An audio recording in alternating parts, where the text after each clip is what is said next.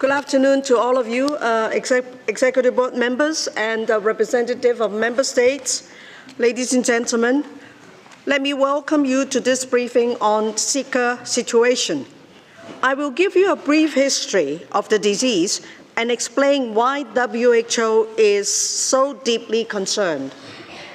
The Zika virus was first isolated in 1947 from a monkey in the Zika forest of Uganda.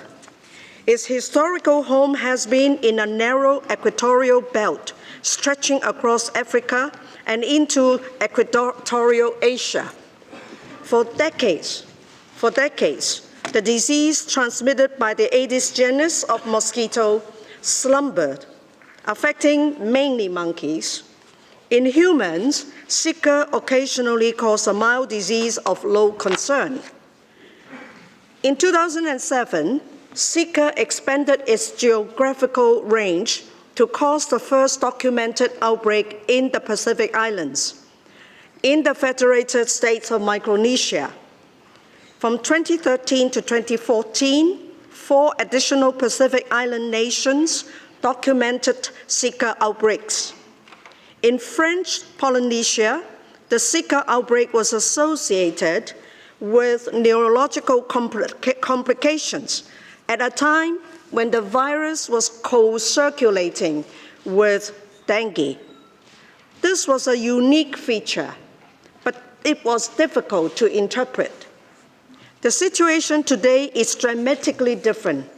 Last year, the virus was detected in the Americas, where it is now spreading explosively.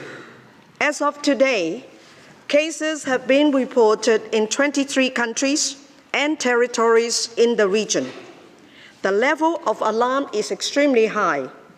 Arrival of the virus in some places has been associated with a steep increase in the birth of babies with abnormally small heads, and in cases of Guillain-Barré syndrome. A causal relationship between Zika virus infection and birth malformations and neurological symptoms. Let me repeat this one. A causal relationship between Zika virus infection and birth malformations and neurological syndromes has not yet been established. This is a very important point, but it is strongly suspected. The possible links, only recently suspected, have rapidly changed the risk profile of Zika from a mild threat to one of alarming proportions. The increased incidence of microcephaly is particularly alarming, as it places a heartbreaking burden on families and communities. WHO is deeply concerned about this rapidly evolving situation for 4 main reasons. First, the possible association of infection with birth malformations and neurological syndromes. Second, the potential for further international spread given the wide geographical distribution of the mosquito vector. Third, the lack of population immunity in newly affected areas. Fourth, and the absence of vaccines, specific treatments, and the absence of rapid diagnostic tests.